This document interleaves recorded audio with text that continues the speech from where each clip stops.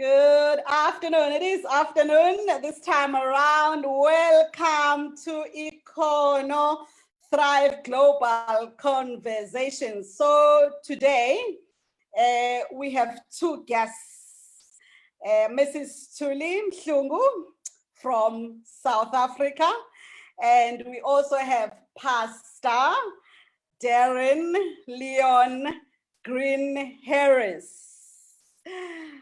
It's a morning in the United States of America. So good morning, Darrin. Good afternoon, Thuli. Welcome to ITG Conversations. Thank you guys for making time to join us today. We're talking about a big one, mental health matters. It is big in South Africa. It is big in the US. It is big in the whole world, you know. So let me give you an opportunity to introduce yourselves because you know yourselves better. So Thuli, I'll start with you. Thank you, Zodwa. Good morning, Darrin in the US. Thank you for joining us. Good morning, everybody. Zodwa, like you say, this is huge. I will say it's huge personally in my life. I am a mental health user. That's what we are called in South Africa. I'm somebody living with a mental ill health issue. Zodwa, I suppose, will ask me more questions about that. I'm a mother of two. I'm a wife. I am a business person. I'm a social entrepreneur. So mental health is a huge issue in my life, but it's not the only issue in my life. And I'm sure when we start having that conversation, that's going to come out totally. But I really appreciate to be here and I look forward to the conversation. Thank you for joining us. Thank you so much, Thuli.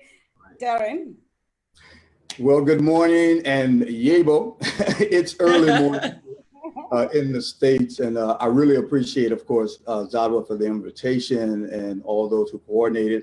And it's good to see my friend Thuli. I haven't seen you in several years since we've been on the stage at the Business Expo in Durban for the Essence Music Festival, that collaboration, which was great. So it's good to see you, and it's always good to follow you as well. So good morning, everyone who's joining us, no matter where you're joining us in the world. We welcome you here this morning. It's going to be a great conversation. And we're going to talk about some things, and we're looking forward to it, Zodwa. So we turn it over to you. Thank you for having us. Great, perfect. So let me just look at the statistics here. It says an estimated 400 million people worldwide suffer from mental or neurological disorders or from physiological problems. So it's a huge number, you know, but it is not something that people are free to talk about. So maybe let's just start with looking at the types of mental health challenges. You know, you hear people throwing depression, throwing bipolar, anxiety, schizophrenia. So can I just maybe, you know, get the two of you to go, maybe Thuli, you take bipolar. What is bipolar? Okay. Thank you, Zodwa. So maybe I should start with saying, I'm going to talk about bipolar and my experience. So in 2011, I was diagnosed with what the doctors called bipolar 2. Some people will call it a mild disorder, a mild bipolar, because there's bipolar 1, which is quite severe, and then there's bipolar 2, and then there's another type of bipolar, and I'm sure Darrin will remind me of it. But I have been diagnosed with what they call bipolar 2. Now, bipolar in itself, whether it's bipolar 1 or 2, basically means that you're somebody who is living with a chronic illness. So my brain is sick. So I start there. You know, it's as simple as that, just like everybody who's sick. But what happens with bipolar is that the reason they call it bipolar is that I vacillate between two polar opposites. So it's either I am high, I'm excitable more than the normal person, which can lead to some reckless behavior of doing some things that you might look at me and say it's not normal, right? Or when I'm sad or I'm low, I am one of those people who can be so low and I go into depression that if not treated will go into, you know, sometimes having suicidal ideations, which is, or trying to commit suicide. So that is bipolar. And what happens is that at the moment, I'm in a place where, with the help of mental health practitioners, I am on medication that is bringing me to the middle. So the middle, which is what they call a normal. So I know there's nothing normal. Everybody's, is different. But that's the simplest way I can explain bipolar. So it's people who have a mental condition where they untreated, you vacillate. That's why sometimes they say we are moody. You're high, you're low, and you are not able to control your moods like other people. So I hope that is clear. I will answer more questions. Sure. We'll also, have a look because we're live on Facebook. So we'll just go to our Facebook page and take questions there. Darrin, your book, Living Life, Leaving a Legacy. I have a copy. I take a book and then the first thing that you see is that, okay, you had some challenges and you were just ready to call it quits. And, you were at a stage of, considering completing suicide, as it were. And would you like to maybe tell us about your own experience? Yeah, well, you can hear me loud and clear. Everything's good. So first of all, thank you, Thuli, for your bold, declaration. And I got to say this first because it's really important to lay this groundwork as we begin this conversation, because there may be some people who may be listening. So I want to put some disclaimers. You'll hear some things and we'll talk about some signs and symptoms, but it doesn't necessarily mean that you may have a mental or behavioral health challenge. Some people call a disorder. So you have to see a physician. So I want to just go ahead and point that out.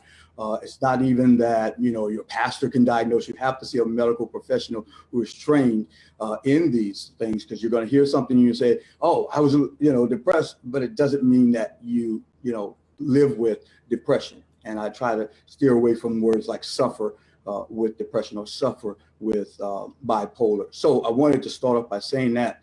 And if you're listening to us, it doesn't matter where you are in the world, what my message has always been that there's help, there's hope, and there's healing. And you don't have to suffer alone. You don't have to suffer in silence, because we talk about Zero Stigma. It was an organization that we had embedded in our nonprofit once upon a time. But the message is still true. There is no shame and no blame as it relates to mental or behavioral health challenges. So I wanted to go ahead and put that out there before sharing a little bit of my story. And we alluded to some of those diagnoses, which, the bipolar and schizophrenia, you have anxiety. There's so many that is described. And so it's really important, once again, that a medical professional gives you that diagnosis. So for me and my journey, if I had to look at my life, I would have to trace it back from being a very young person, a child almost, and seeing some of the patterns and some of the behaviors. And just like Thuli, I was diagnosed with the same type of mental health challenge. And with that comes, with bipolar, as she already stated, it's like being on either one extreme or the other extreme. You're either all the way this way, all the way that way. And there are times when you experience something called mania, where you can just take over the world and you can do so many things, and your brain is nonstop. It's moving. So, there's this manic period, or there's this really depressive period where you literally you become immobile, you can't get out of bed, you lose your will to live, desire to do things that you enjoy doing. So these are just some of the things, but there are racing thoughts that happen. There's this agitation that I've experienced, and I can only speak from my, experience, and especially as a leader. And this is my experience, strength, and hope, because I want to leave a message of hope too, because a lot of times, in leadership, especially for me, and in my community, let me go a little bit further back, because I was taught that there's some things that you just don't talk about. There's some things that you should not say. And I was told as a young kid, you bet not say nothing. you know, and it's attitudes like we don't say anything, the stigma begins to grow and exist. And so there are those who are living and suffering in silence with their mental or behavioral health challenge because you bet not say nothing because of that particular culture and attitude. So we have to start to break down all of that. And when you get into the church, that's a big subject too.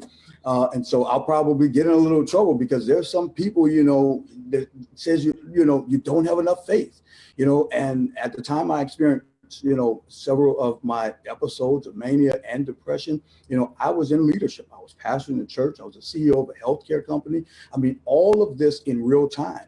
And yeah, I wrote about it. So, you know, there's no shame, no blame. And part of the reason why I share my story, Zodwa, and why I wrote my story and why I was able and so blessed to meet Thulisile in South Africa for that wonderful conference was because I made it my mission to let people know that we have to say something there, you know, and if you're experiencing these mental health challenges or you're experiencing any of these symptoms or these signs, you have to get to a medical professional so you can get diagnosed because it really is serious. And all throughout the Bible, we actually see examples where there are individuals, where prophets and leaders, even Jesus for a short time, right? He said, take this cup away from me, right? But he remembered what the ultimate goal was, which was to save humanity and to bring, of course, hope, health, and healing. That's his message too. So it was to save the world.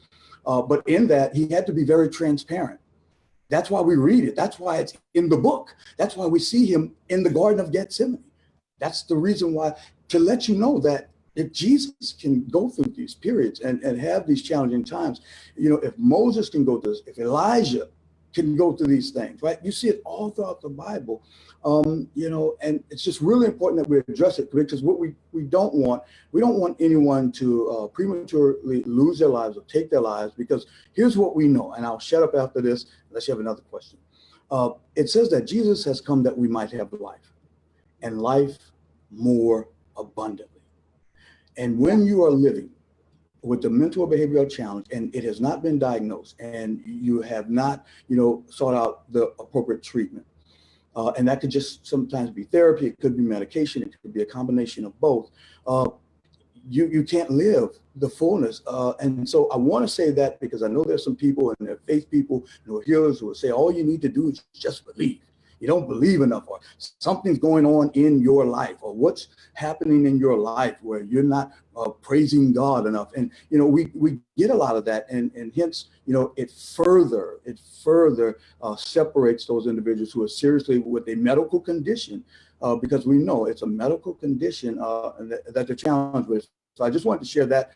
And yes, it is a part of my story. Yes, it is in my book. And thank you, Zodwa, for pointing that out. I appreciate it because I don't have a copy with me, but I wanted to share that. And I tell that story in several different phases and how I got there. Thank you.